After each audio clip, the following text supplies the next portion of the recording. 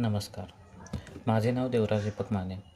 आज या व्हिडिओ लेक्चरमध्ये मी एक्सप्लेनेबल AI म्हणजेच XAI या विषयावर प्रेझेंटेशन करणार आहे. या प्रेझेंटेशनमध्ये आपण जाणून घेणार की XAI का आवश्यक आहे, ते काय आहे, ते कार्य कसे करते, त्याच्या काही मर्यादा आहेत आणि त्याचा भविष्यातील त्याचे महत्त्व आज आपण या लेक्चरमध्ये जाणून घेणार आहोत. प्रथम XAI का आवश्यक आहे. जसे आर्टिफिशियल इंटेलिजन्स अधिक प्रगत होत आहे तसे अनेक AI मॉडेल्स विशेषतः डीप लर्निंग मॉडेल्स हे ब्लॅक बॉक्स सारखे झाले आहेत. ते आपल्याला फक्त परिणाम दाखवतात पण हा परिणाम कसा आला ते समजत नाही. फॉर एक्झाम्पल, वैद्यकीय निदान करणारी AI प्रणाली विचार करा. जर AI म्हणाली रुग्णाला आजार आहे पण का आहे ते स्पष्ट केले नाही तर डॉक्टर त्या परिणामावर सहज विश्वास ठेवू शकत नाही.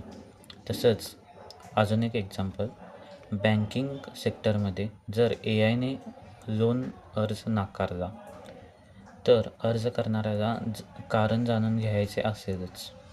म्हणून मुख्य मुद्दा असा आहे की AIचे निर्णय पारदर्शक, समजण्यासारखे आणि विश्वासार्ह असणे गरजेचे असते. त्याच्यानंतर XAI काय आहे हे बघूया आपण.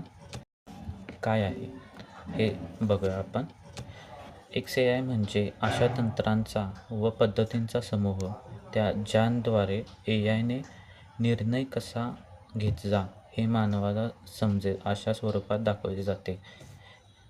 हे दोन मुख्य प्रश्नांची उत्तरे देते. पहिला, AIने हा निर्णय का घेतला आणि दुसरा, या परिणामावर कोणते घटक प्रभाव टाकतात. मुख्य कल्पना, XAI जटिल म्हणजे कॉम्प्लेक्स AI निर्णयांना सोप्या व समजण्यासारख्या स्पष्टीकरणांमध्ये या रूपात करते. उदाहरण, जर मॉडेलचा निर्णय असेल लोन रिजेक्टेड तर XAI असे स्पष्ट करेल, कमी क्रेडिट स्कोअर आहे, अनियमित उत्पन्न, पूर्वीची कर्ज. त्याच्यानंतर AI प्रणाली म्हणजेच XAI कार्य कसे करते. XAI दोन मुख्य पद्धतींशी कार्य करते. पहिला, इंटरप्रिटेबल मॉडेल आणि दुसरा, पोस्ट हॉक एक्सप्लेनेशन टेक्निक. पहिल्या मेथडमध्ये डिसिजन ट्री प्रत्येक निर्णयाच्या टप्प्याटप्प्याने मागोवा येतो. पण लिनियर किंवा लॉजिस्टिक रिग्रेशन कोणता घटक किती महत्त्वाचा आहे ते दिसते यामध्ये. अशा प्रकारे हे पहिलं मॉडेल कार्य करते. तसेच पोस्ट हॉक एक्सप्लेनेशन टेक्निक या तंत्राचा उपयोग कॉम्प्लेक्स मॉडेल्स समजण्यासाठी केला जातो, जसे की न्यूरल नेटवर्क्स.